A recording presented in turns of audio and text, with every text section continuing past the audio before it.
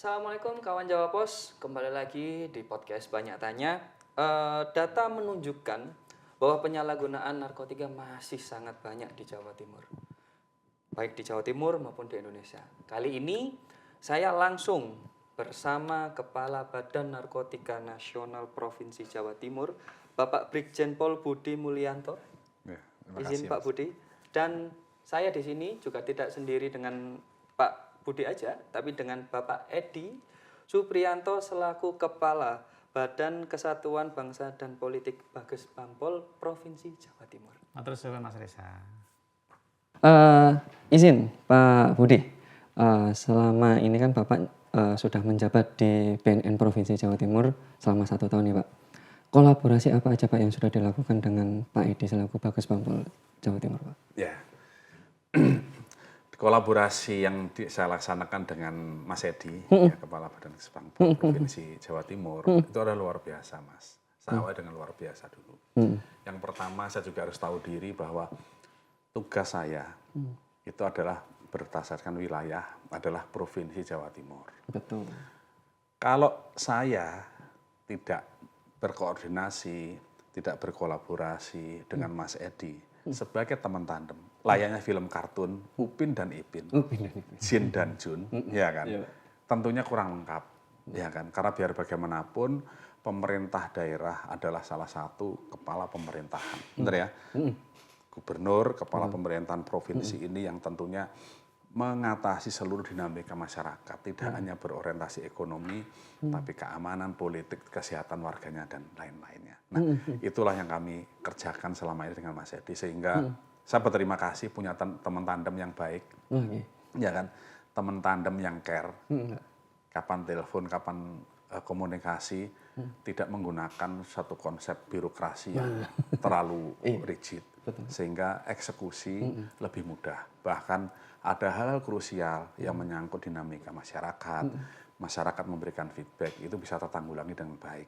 Bentuk koordinasi dan kolaborasi banyak Mas, tidak hanya di bidang maaf kata konseptual, tidak, tapi di bidang-bidang produk administratif. Tadi Mas Edi menyampaikan terkait dengan bagaimana membentuk karakter generasi muda 2045. Nah itu tidak hanya literasi, tapi satu konsep real.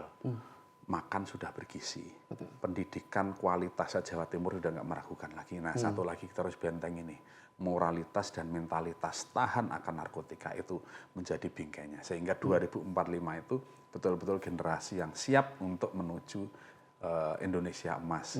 Nah langkahnya contohnya satu misalkan, ada surat edaran, benar kan, deklarasi bersama, ya kan, untuk kawasan sekolah, benar kan, lingkungan sekolah, guru, muridnya, dan radius sekolah itu benar-benar free terkait dengan membiasakan hidup budaya yang sehat. Nah, seperti itu.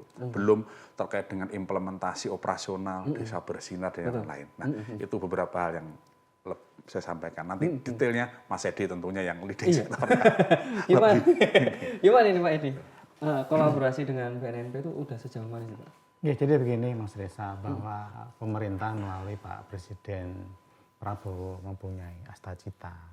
Bu Khofifah juga setelah Gubernur Jawa Timur juga mempunyai visi misi yang salah satunya ya untuk menuju Indonesia Emas 2045. Disitulah ada permasalahan ganjalan di tengah jalan. Di antaranya adalah permasalahan penyalahgunaan narkotika.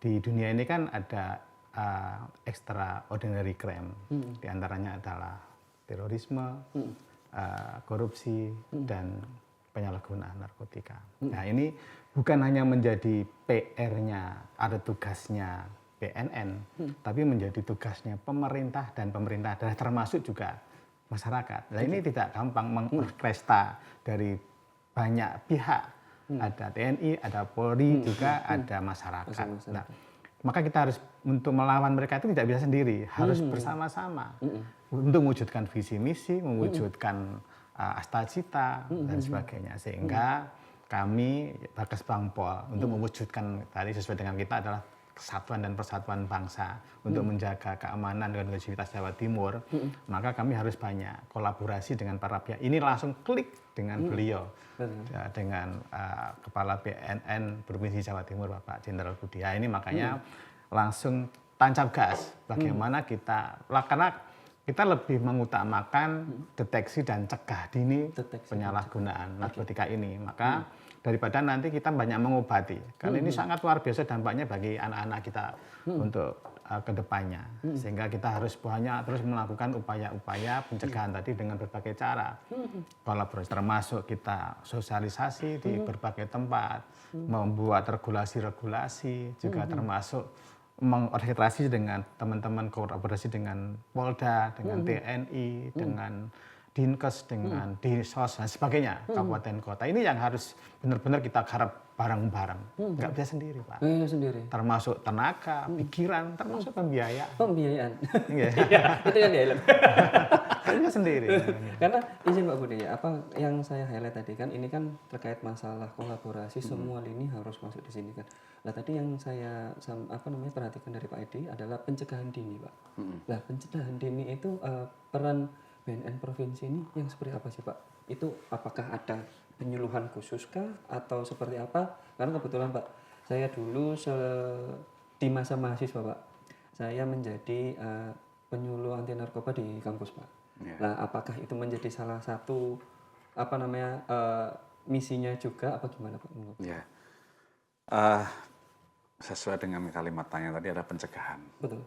Ya, pencegahan itu adalah semua tindakan yang berorientasi adalah bagaimana masuk dan bagaimana kita bisa membendung narkotika pada lingkungan paling kecil, keluarga, lingkungan RT RW desa sampai dengan kabupaten kota hingga provinsi seperti itu.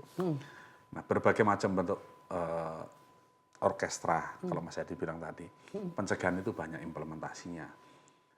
Yang paling mendasar adalah pada kurang lebih bulan Februari 2026 kita bersama-sama dengan Lab School UNESA, ya kan, melaunching sekaligus memberikan metode pembelajaran yang high end, yaitu dengan integrasi kurikulum anti narkotika.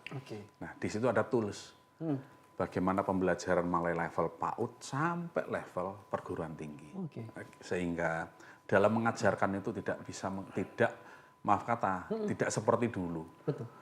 Tidak hanya kamu jangan menggunakan ini ya dilarang. Nah, di situ dengan berbagai macam bentuk analisa-analisa, contoh-contoh dan mungkin permainan, ya kan? Sehingga sifatnya edukatif, sehingga itu menjadi guidance bagi teman-teman tenaga pendidik pada level PAUD sampai dengan perguruan tinggi, baik sekolah negeri, swasta, boarding school maupun sekolah berbasis keagamaan. Yang kedua, pencegahan kedua adalah kita melaksanakan beberapa kegiatan life skill. Nah, life skill ini adalah kegiatan yang sangat penting. Masyarakat yang produktif tentunya bisa termanfaatkan, dia bisa mengeksplor secara ekonomi, financial freedom. Wah, ya, susah istilahnya seperti itu, ya kan? Dalam menata kehidupan ekonominya, sehingga melaksanakan kegiatan financial freedom secara produktif ekonomi secara pribadi itu sebagai benteng ketahanan keluarga.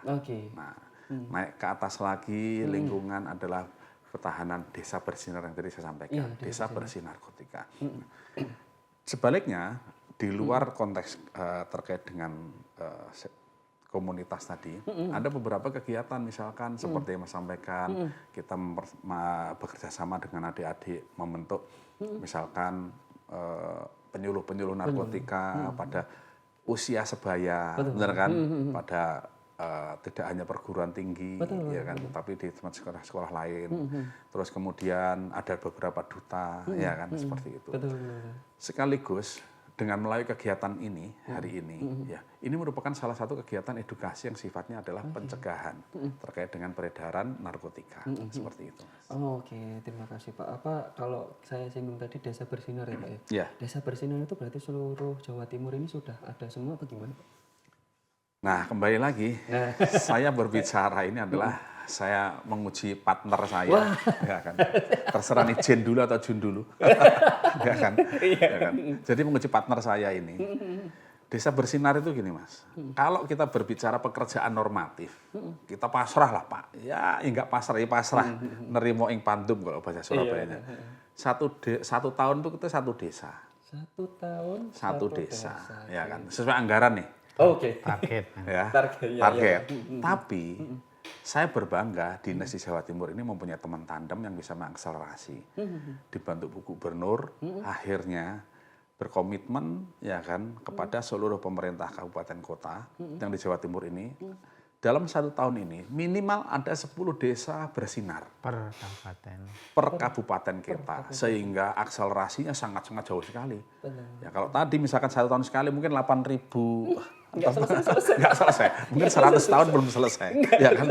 Tapi melalui kebijakan Bu Gubernur yang tadi disampaikan Mas Edi, ya kan, dibantu para bupati dan wali kota, satu masing-masing daerah 10, berarti 380 desa terakselerasi di tahun ini. Nah itu sesuatu hal yang luar biasa.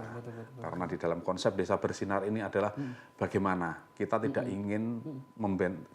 ingin menjadi seperti kita nonton film. Pernah dengar film Robin Hood? Nah, orang berbuat jahat tapi dia dilindungi oleh satu kelompok masyarakat. Padahal yang dirusak adalah kelompok masyarakat itu sendiri. Melalui implementasi desa bersinar, konsep kerja kolaboratif, itu kita bisa mencegah sekaligus memberantas. Sekaligus bagaimana kita merehab para korban pecandu narkotika. Gitu, Wih, mantap. Berarti Pak Edi ini akselerasinya ini kolaborasi banget ya Pak. Ya. Kita bisa nyebut apa antara BNN provinsi dengan Bagas Bangpol ini Pak Edi. Pak Edi izin Pak Edi. Karena kan apa namanya tadi udah di-mention dengan Pak Budi kan. Terkait masalah desa bersinar ini bisa sampai yang harusnya 1 tahun gitu kan, bisa dengan Bagas Bangpol Jatim ini bisa sampai segini.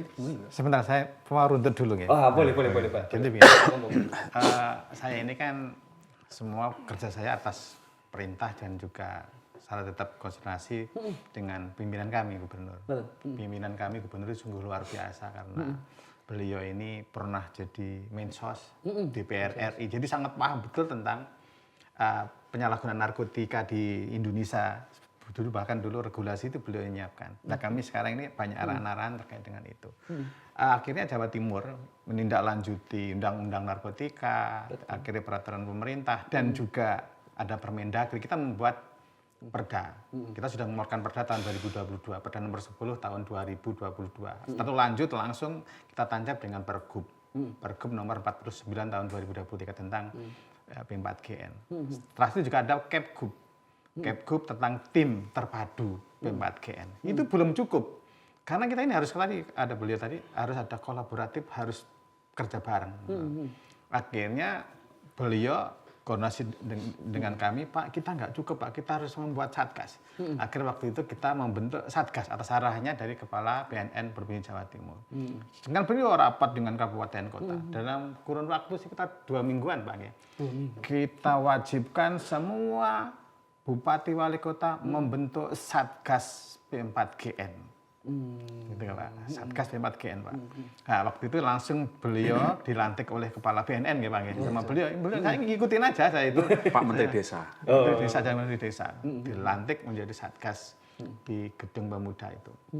Itu sungguh luar biasa kolaboratif antara stakeholder semua. Akhirnya dari situlah lanjut lagi, Pak.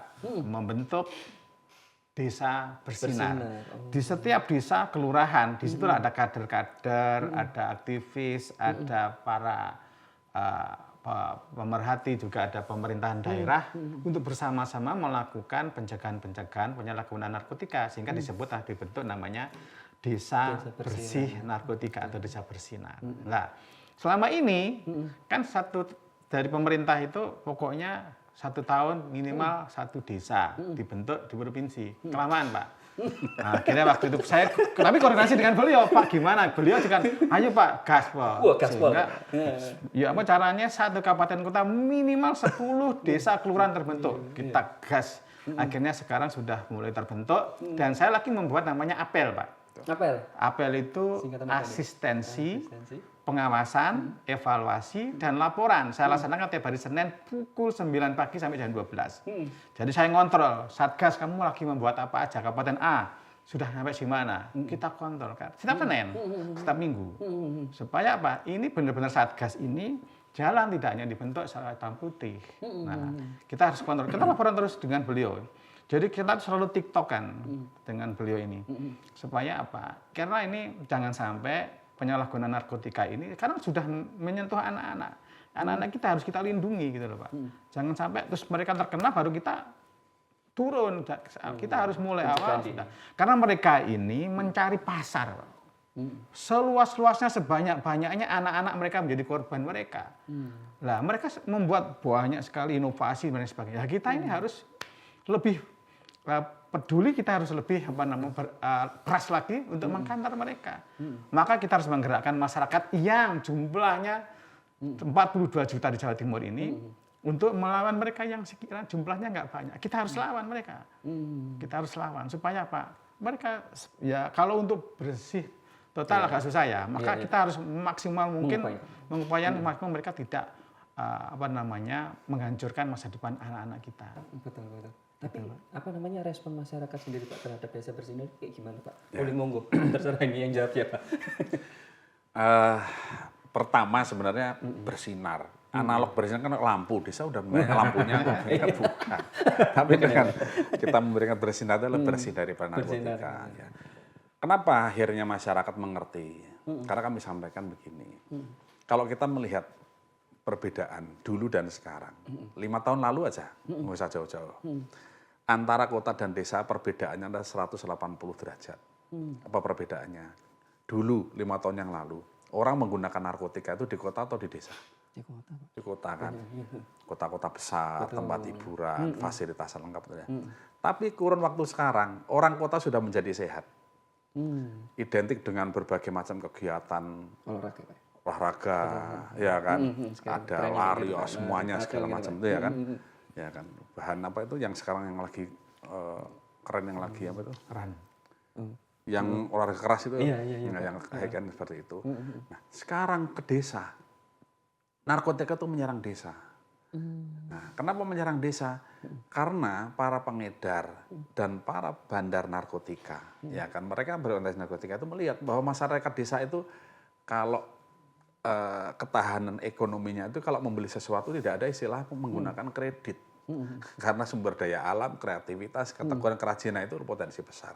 Makanya dengan desa bersinar inilah ketahanan itu kita bentuk. Kita sudah melihat, ya kan, analisa intelijen mengatakan bahwa bergerak ke desa segala macam kita sudah melangkah, sehingga proteksi itulah sebagai salah satu langkah untuk membentengi keluarga kita, desa kita, kelurahan kita dari narkotika. Seperti itu. Mantap sekali.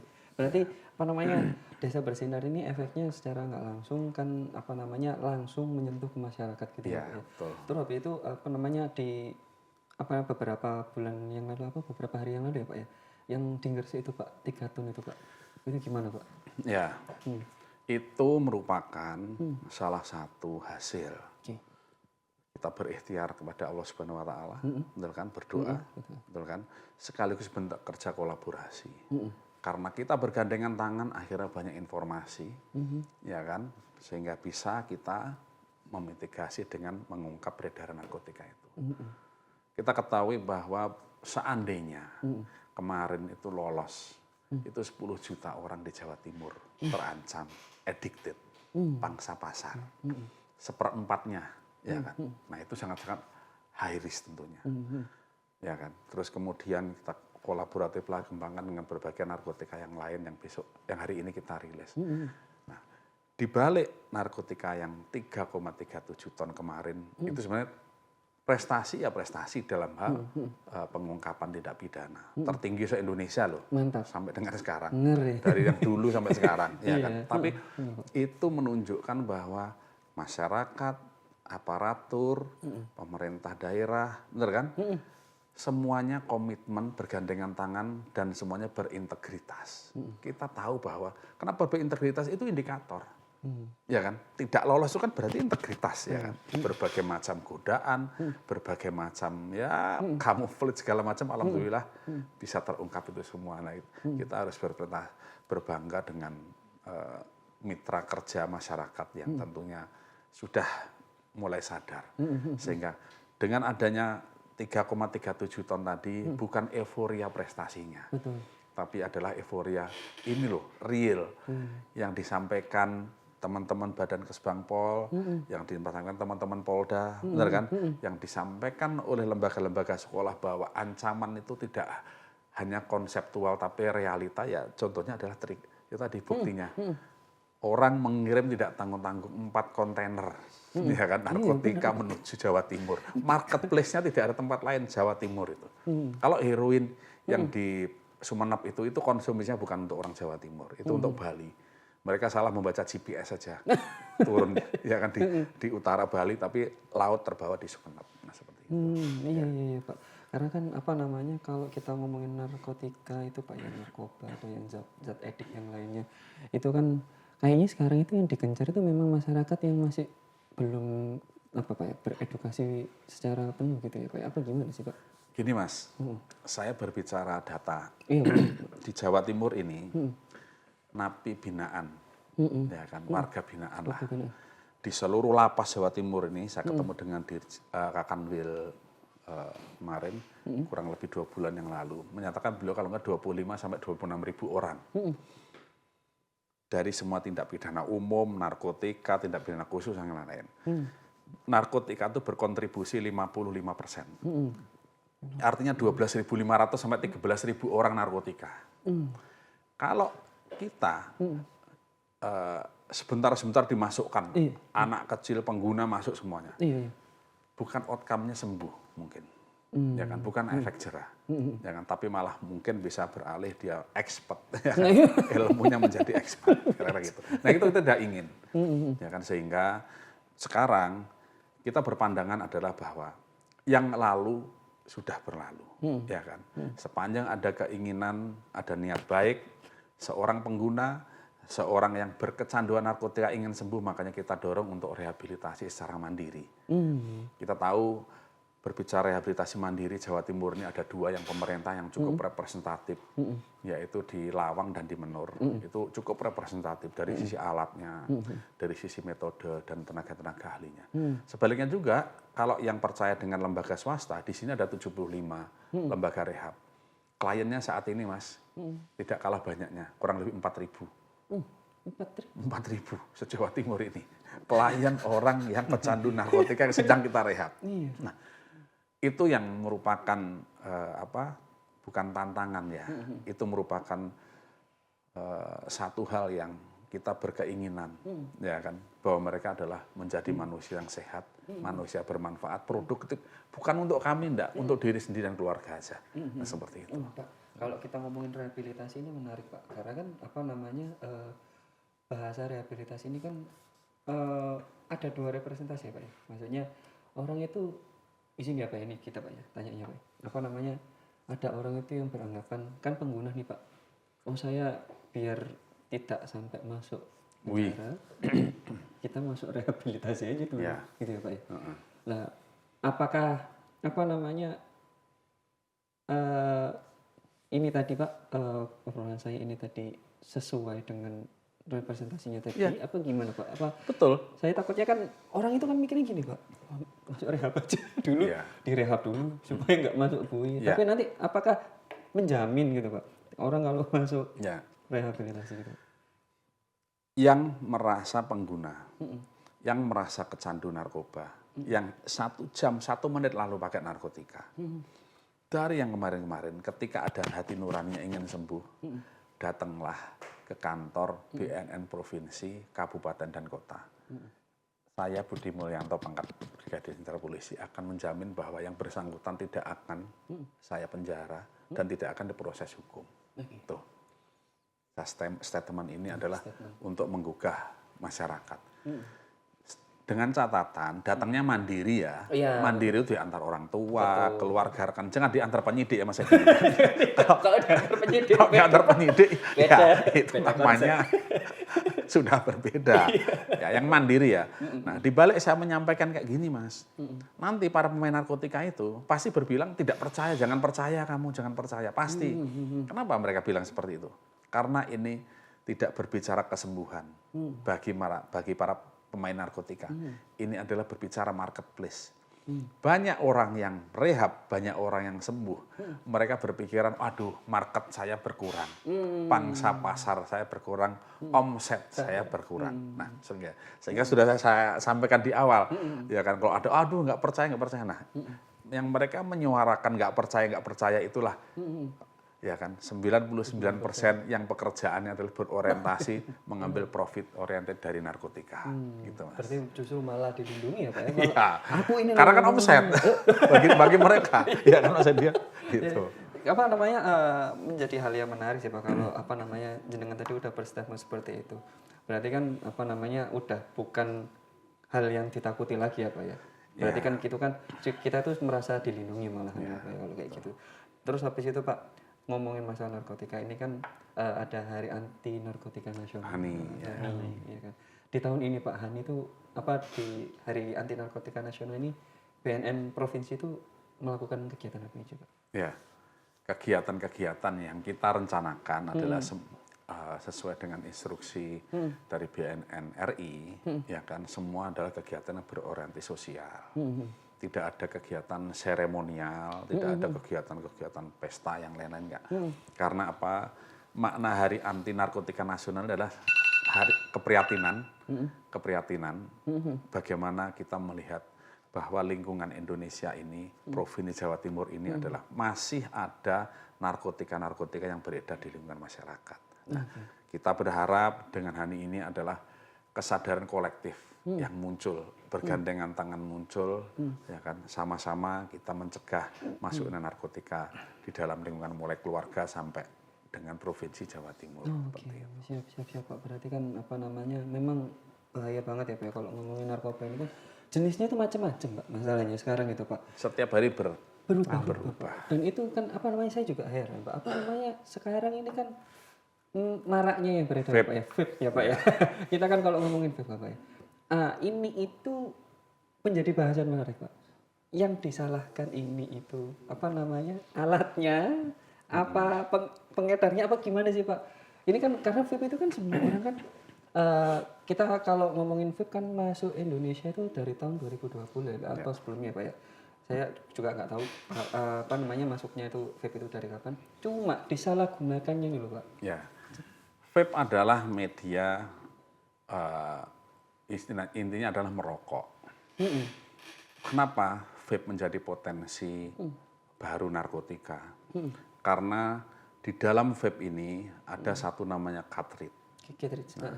Cartridge ini adalah untuk kalau dulu orang sabu ya, mau nikmati sabu itu ada namanya proses oksidasi ya.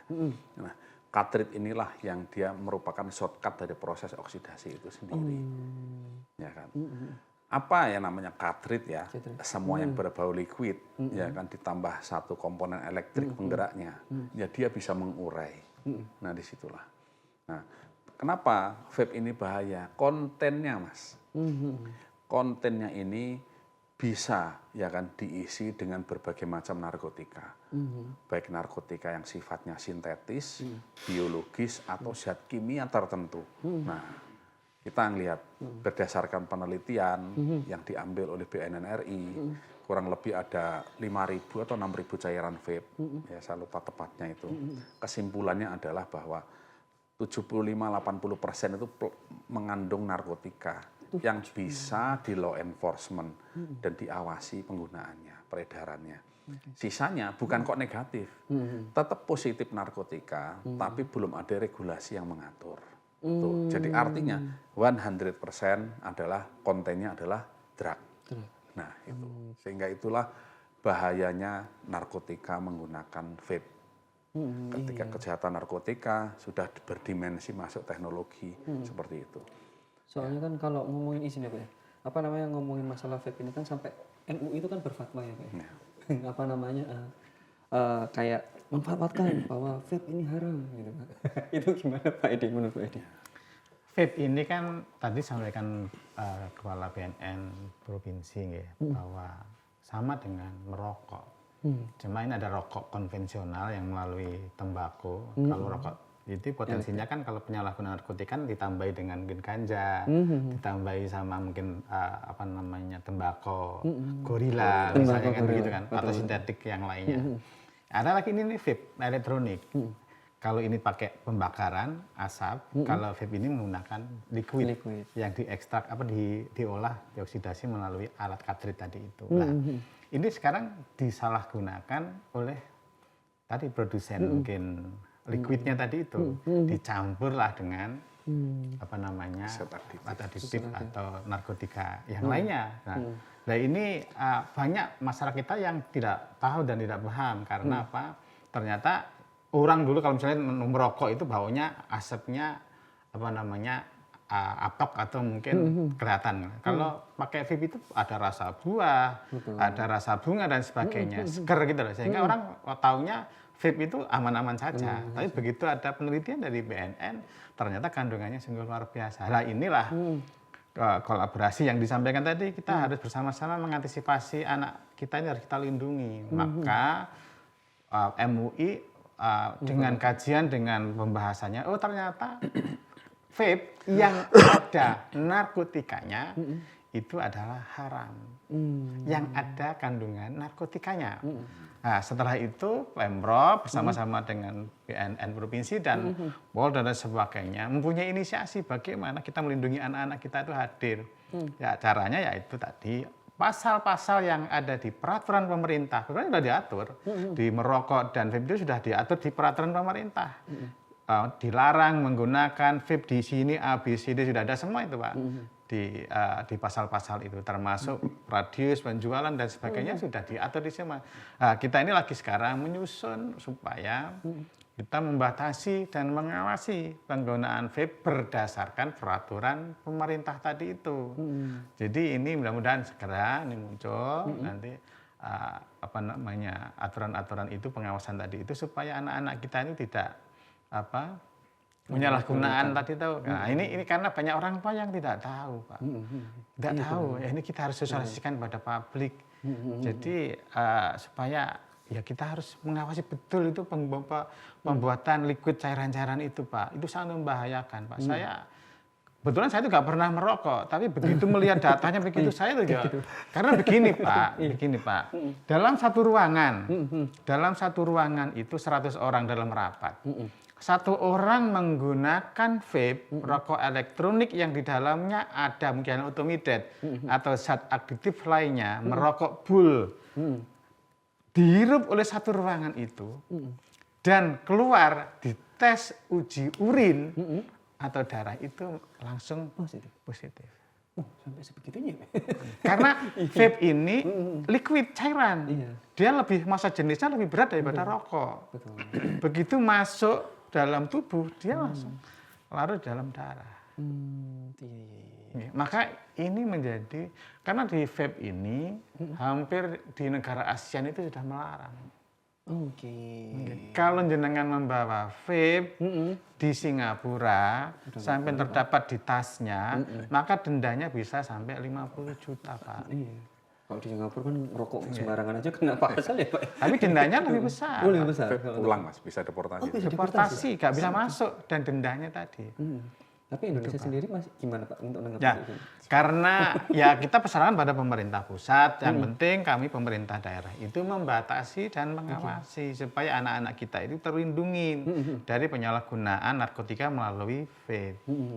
Gitu. Kita sekat, kita batasi penggunaan vape di tempat-tempat tertentu. Boleh silakan nge-vape tapi tempat yang tertutup, yang tidak ada publiknya.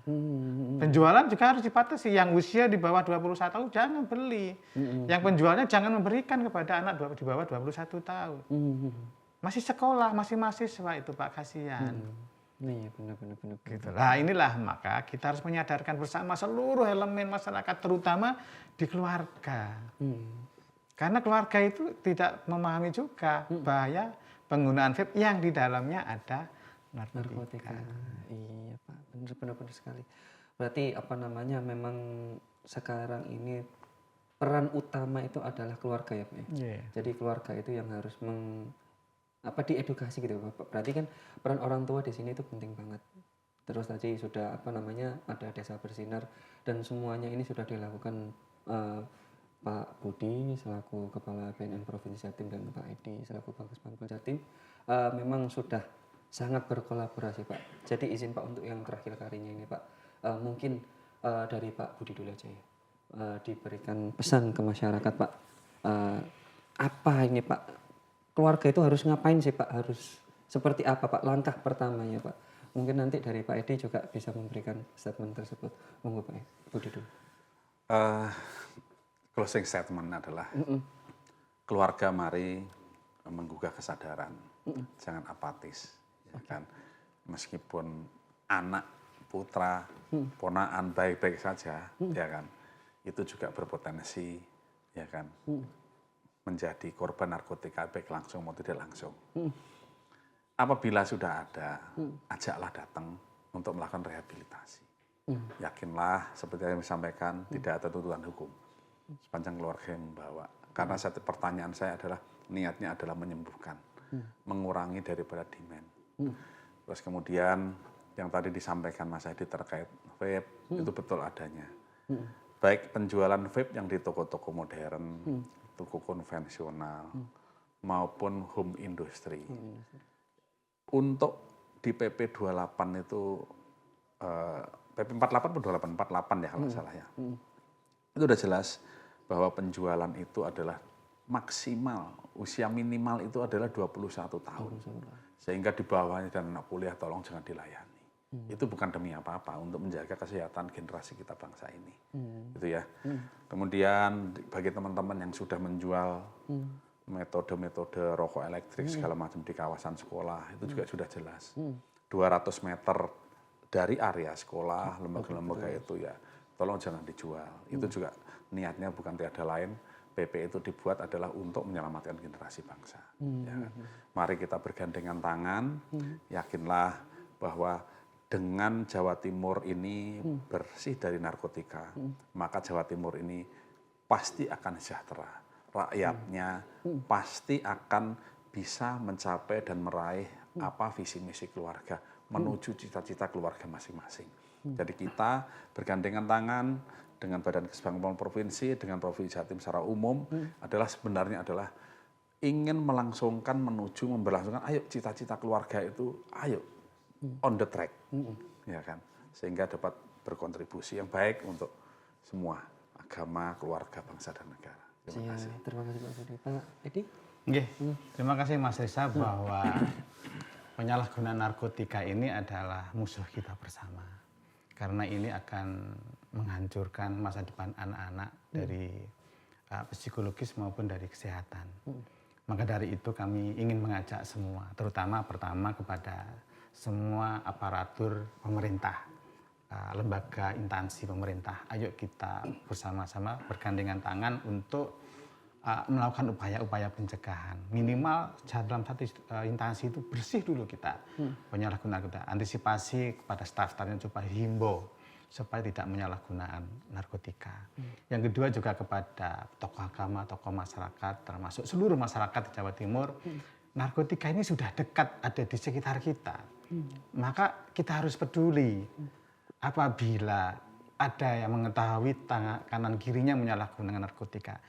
Dikasih tahu atau dilaporkan kepada aparat yang berwajib yang menangani termasuk BNN maupun kepolisian supaya bisa kita cegah penyalahgunaan yang lebih luas. Kita sekat-sekat batasi supaya penyalahgunaan narkotika tidak kemana-mana. Kita lindungi anak-anak kita. Yang terakhir bahwa penyalahgunaan narkotika tidak hanya seperti melalui sabu, tidak melalui heroin, tapi juga sekarang berkembang ke melalui vape atau rokok elektronik. Maka dari itu saya juga mengajak semua lembaga pendidikan yang ada di Jawa Timur, ayo kita cegah penyalahgunaan narkotika melalui penggunaan rokok elektronik atau vape. Cek anak-anak kita, pastikan bahwa anak-anak kita tidak menggunakan vape yang di bawah 21 tahun. Dan juga terus diantisipasi, disosialisasikan bagaimana bahaya penggunaan atau penyalahgunaan narkotika bagi anak-anak kita. Insya Allah kalau kita sudah sehat, jauh dari narkotika, masa depan anak-anak akan menjadi lebih cerah dan Jawa Timur Indonesia akan semakin cerdas dan maju. Terima kasih. Amin, amin. Terima kasih banyak Pak Budi, Pak Edi atas waktunya. Terima kasih kawan Jawa Pos sudah melihat, mendengar, dan menyaksikan langsung beberapa statement dari bapak-bapak yang sudah hadir di sini. Dan jangan lupa untuk melihat next episode kami akan bersama siapa lagi. Terima kasih, sampai jumpa.